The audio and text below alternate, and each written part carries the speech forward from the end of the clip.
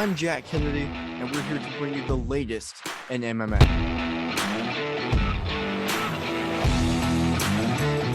Hey everybody, my name's Hunter Boss, and what the boss says goes.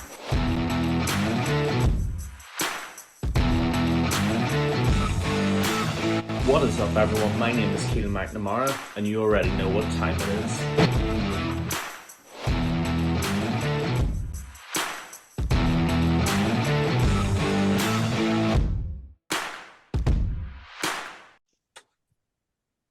Hello, everyone, and welcome to the MMA Island podcast. I am Jack Kennedy alongside Keelan McNamara, and today we are welcoming a very special guest, Terrance T-Rex McKinney. Thank you so much for joining us today. No problem, man. And like I said, the sun's finally out. Hopefully it melts all this freaking snow. So Yeah, absolutely. Well, first thing I wanted to ask you, you have a fight booked, UFC 283 in Brazil. Fighting in Brazil for first time, what are you looking forward to the most traveling to that country? yes, the vibe, it's a fight.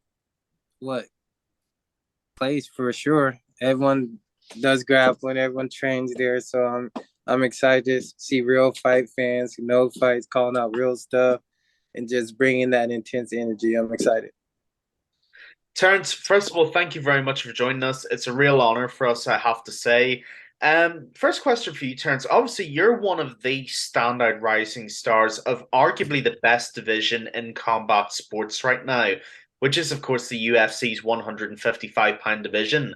I gotta ask you, Terrance, Dustin Poirier, Michael Chandler, what did you think of that fight? It lived up to the hype, and yeah, I loved every second of it. But like Dustin says, he loads up a lot, so that's why he was able to find that clean counter Mm-hmm. and smoke him, dropped him. Yeah, honestly, I think Dustin shows that like he's the dog of the division. Like any hard, crazy scrap, he was able to go out there and finish the guy. So like very impressive with Dustin's past performance. Absolutely, absolutely. Well, you're very active on social media and a rising star in the UFC, one of the few really bright rising stars in the UFC. Since you have kind of gained some fame, I was wondering if you've had any really fun fan interactions and if you could tell us about those. Yeah, the fans is always a pleasure seeing the fans. One kid was shaking. I was like, damn, I didn't know I was this famous yet. So that was pretty cool to see. Dude shaking that he got the knee. It's something that you never forget. But like I show everyone love. That's just who I am. It's not no gimmick. It's just like I consider us all equal, no matter how big I get. Because I remember what it took to get here. Absolutely. I actually have to say, I remember my favorite fan interaction of yours. I actually saw it on my timeline a while ago. There was a guy in your timeline, T. I don't know if you remember this because I'm sure you get a lot of people on your Twitter and that.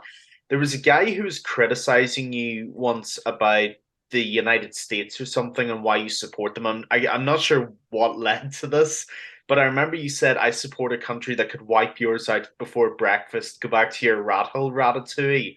That is one of the best comebacks I've ever heard in social media. Phenomenal. Just simply phenomenal.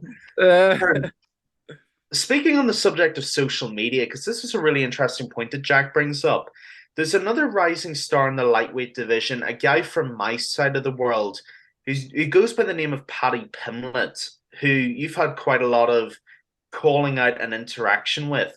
What's going on there? Um, I think we're just destined to collide. He gets another finish, I get another finish. We both got 4 finishes in the UFC, and I think the fight makes sense. And we fight to see who gets ranked. Winner gets ranked. Nice. I And how love would it. you see that fight going? Me knocking him the fuck out. Code. Phenomenal. Love it. I There's just love it. levels to this shit, bro. You feel me? Oh, Yeah, I absolutely. But I give Absolutely. you this. He knows how to scrap though. The dude's a scrapper. And I talked to him a few times on Twitter. Like he's actually a really cool dude. Like I fuck with him. It's just like there can only be one king. You guys know how it goes. He Mm. he could be my little Prince after I whoop his ass, my little brother, I can show him what should have been done. Nice. Absolutely. Sorry, Jack, just before you ask No, your next totally. question, I have one more follow-up to this. Obviously, this year, the UFC's had two cards in London, and they've been some of the best crowds that we've had this year. I know you said you're destined to collide with Paddy, and I think we both agree with that because it's a fight. It's actually one of our fights that we're most looking forward to. Would you go to the UK to fight Paddy? Yeah, like I said, I hope the fans boo me and they throwing beer at me. And like I said on my video, I'm just gonna say thank you and then drink it. Thanks for showing me a good time. I love it. Thank I love it. Nice. I love it. That's amazing. Well, as we enter the new year, right? Pretty soon 2023 will be upon us. If you had one goal for the new year in the UFC for your UFC career, what would that be? uh, just like I said, be the best to ever do it. Get 2 belts, maybe 3. Cause like I said, I risk it all. Like I'll fight anyone. Like for greatness and just for the fun of the sport. I just want to compete with the best in the world at any weight class. Like I'm growing right now. I'll probably guaranteed finish at welterweight, and definitely might just try it. I'd be like, screw it. If I'm walking around like 200 pounds, 210, then yeah, I'll just fight 185 one time. Love it. Safe after 170. Love it. Nice doing the Chimaev, I see. Very nice. Um, Terrance, my next question for you is in the lightweight division, there's an incredible array of talent. I think in terms of sheer talent, it's one of well, actually, I said it earlier, I misspeak. It's probably the most stacked division in the UFC. Do you have any dream opponents that you would really love to fight in that division? Um, Obviously it has to be Islam now. Like I said, anyone who has the belt, that's who I want. And honestly, I think a fun favorite matchup for the fans, Michael Chandler got to be on there for the fans. We got to do that at least once. We're probably the most explosive guys in the first round that the UFC's ever seen. So that fight needs to happen for the fans. Uh, any of those guys, honestly, up there. Me and Armin, I gotta fight him. It's a must. Um, yeah, a lot of exciting fights there. But those are a couple of names that I gotta get. And Dustin Poirier, I just think that'll make a sick ass fight. Oh, we completely agree. That would be amazing. Yeah, Any one those of are your fights is hella entertaining. fights. Yeah, every time, just know it's gonna be a scrap. Like Oh yeah. I'm not the guys. I don't need no filling out. So if you're filling out, you might be slumped by the time you feel something. So if you guys fighting me, just know you better be prepared to fight for your life because every time I'm putting my life on the line for my fans, my family who's watching, my son now, and my teammates that went through the practice and got their ass beat by me.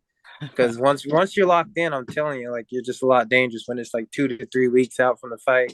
So I do it for them who put their body on the line when they're not even getting paid as well. And yeah, like I said, I'm fighting for a bigger purpose. The fans that can't fight. Every time I'm out there, I'm fighting for everybody. That's why I tell people like that's why I say we, because you can't go to war without an army. That's just straight up. Oh, for definite. Another question I had for you, Terrence, is you did something very impressive earlier this year that I actually don't think you're getting enough credit for. Earlier this year, you faced Fares Ziam in February, and you completed a 2-week turnaround to fight Drew Dober less than half a month later. First of all, why? And secondly, how did that come about? How did that actually happen? I saw it fell out. I didn't even know I was about to be fighting. Honestly, I ain't gonna lie. I just won my fight, so I was doing my thing. You know, enjoying my victory. And then I got the call when I was enjoying myself, and they're like, "Yo, you want to fight Drew Dober in a week, next week?" I was like, "You know what?" I said, "If they up my contract, we getting paid more, then so be it." It probably should have been more, but I don't care. It was enough for me, more money than I ever seen in my life. I came from the struggle, so I was like, "Yeah, let's do the dance." And then I went out there and I tried my best.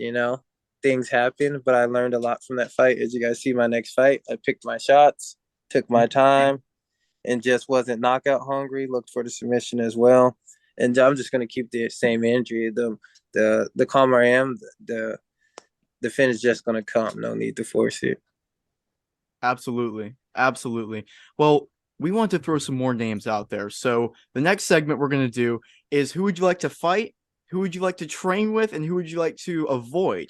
And there are three names here, all in the lightweight division. Dan Hooker, Hanato Moicano, and Tony Ferguson. Fight, avoid, train with. What do you think?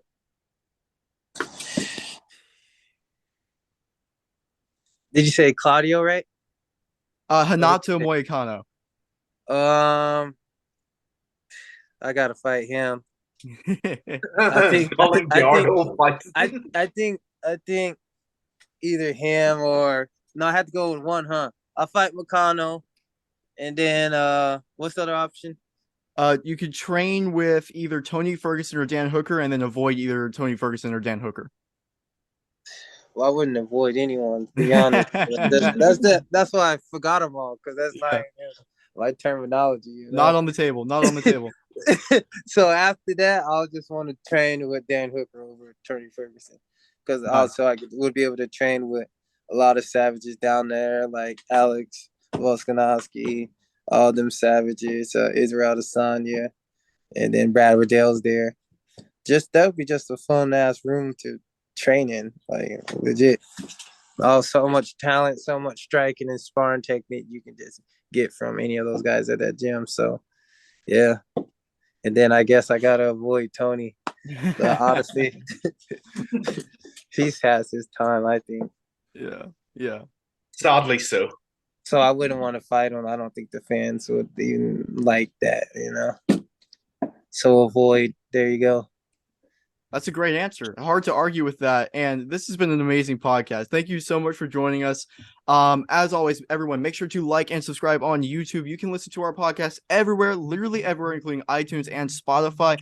Make sure to follow us on Instagram at mma.island.podcast and follow Terrance Mckinney as well. He is fighting on UFC 283 in Brazil. Terrance, it's been a pleasure. Thank you so much for joining us.